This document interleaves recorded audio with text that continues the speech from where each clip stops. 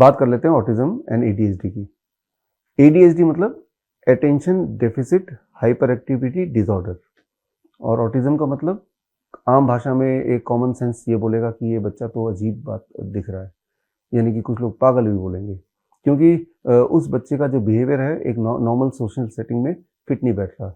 और ऑटिज्म के बच्चों की दिक्कत ये होती है कि वो उनका बोलना, वो बोल ही नहीं पाते। कई बच्चे तो 5 साल की उम्र तक माँ बाबा ये शब्द भी नहीं बोल पाते। उनके पेरेंट्स सुनने को तरस जाते हैं कि कब मेरा बच्चा माँ बोलेगा पहली बार। 5 साल की उम्र तक, 7 साल की उम्र तक वो ब्रश खुद नहीं कर सकता, 8 साल की उम्र तक वो कपड़े अपने खुद नहीं पहन सकता, तो समझ लीजिए बच्चे को ऑटिज्म है।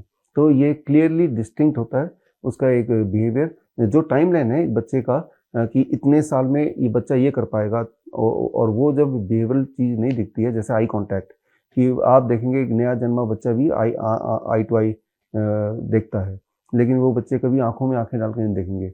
तो इस तरह के दीज आर कॉल्ड ऑटिज्म, यानी कि उनको ज़िंदगी भर उनको पूरा केयर चाहिए होता है, कोई ना कोई हमेशा पास में चाहिए होता है, बिकॉज उनको आसपास का में अपनी सेफ्टी का ध्यान नहीं रख सकते, बिकॉज उस माहौल को वो अपने आप से एसोसिएट नहीं कर पाते, वो लोनली रहते हैं, उनके दोस्त नहीं होते।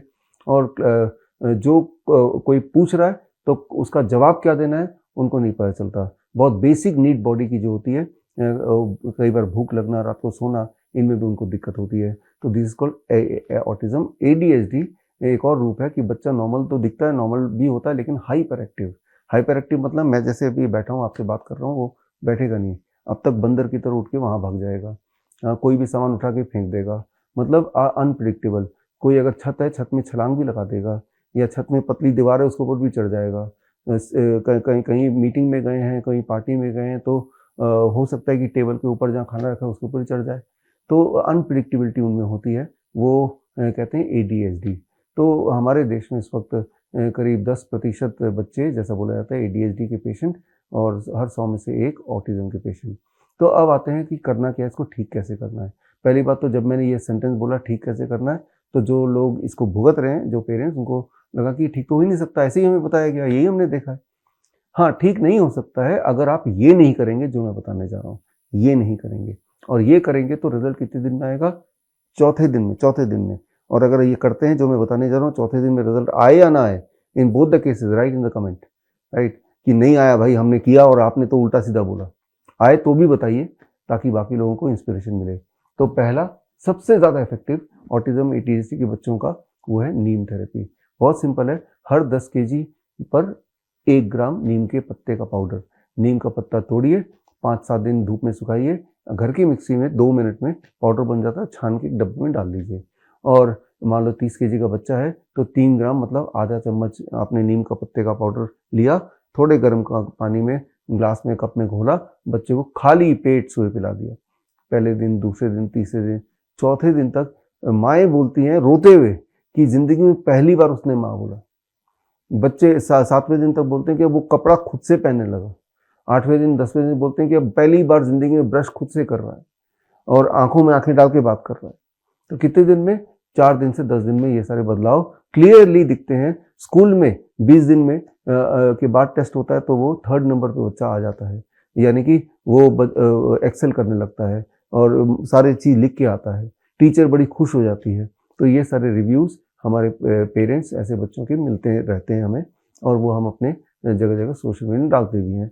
और खैर, तो नीम थेरेपी बड़ा सिंपल है, इसको करके देखिए, फ्री का है, घर पे आपको रिजल्ट मिल जाएगा, क्लियरली मिलेगा। लेकिन कितने दिन तक करना है?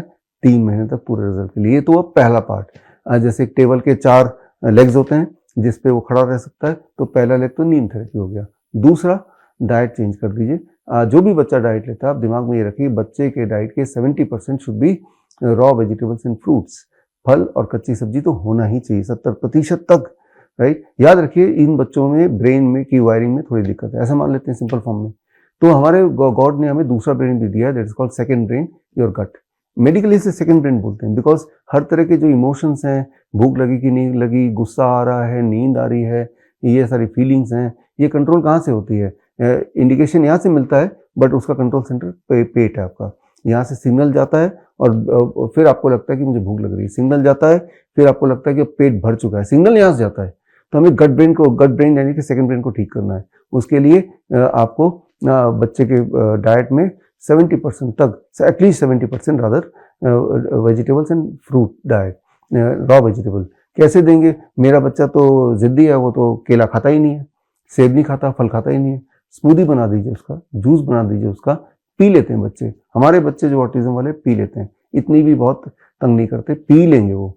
और वेजिटेबल्स की स्मूदी बनाइए, वेजिटेबल सूप बनाइए, वेजिटेबल कच्चा भी खा लेते हैं, उनका प्रेफरेंस होता है। खीरा टमाटर दे दीजिए, खा लेंगे।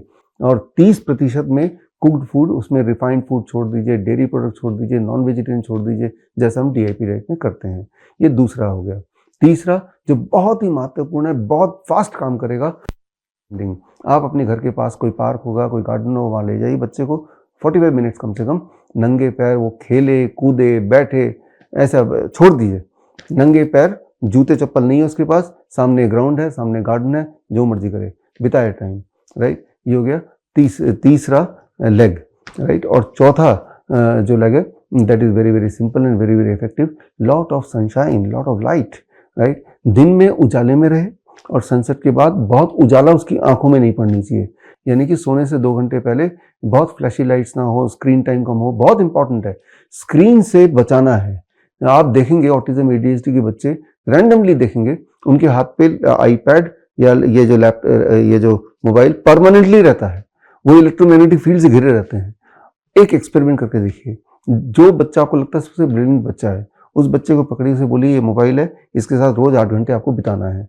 1 हफ्ते बाद वही बच्चा ADHD का पेशेंट बनता हुआ दिखेगा, एजिटेटिंग हो जाएगा, एग्रेशन बढ़ जाएगा, बात नहीं मानेगा, रेस्पॉन्ड नहीं करेगा, तो वही वाले सिम्टम हो जाएंगे जो ADHD वाले सिम्टम है। तो आजकल आप देखेंगे ADHD इतना बढ़ गया, लेकिन आप ये भी देखेंगे कि बच्चों में जो जमीन से जुड़ने वाली बात वो खत्म हो गई, पेरेंट्स की वजह से, हालात की वजह से, और साथ में स्क्रीन टाइम बहुत ज्यादा बढ़ गया, बेहद ज्यादा बढ़ गया, और जिससे एक नॉर्मल, अधिकतर पेरेंट बोलते हैं कि हमारा बच्चा पहले आई टू आई कांटेक्ट करता था, पहले बोलता था माँ बाप, पहले 1 to 10 सुनाता था, लेकिन धीरे धीरे ये सारी चीजें वो भूलता जा रहा है। तो समझने की बात है कि धीरे धीरे अनजाने में आप कुछ ऐसा कर रहे हैं इंट्रोड्यूस, जिससे बच्चे का जो बुद्धि है वो मंद बुद्धि में कन्वर्ट हो गई। ये करके देखिए, बड़ी से बड़ी बीमारी का आसान से आसान इलाज घर बैठे ही हो सकता है। अधिक जानकारी के लिए कांटेक्ट करें nearest Dr. BRC clinic @ home।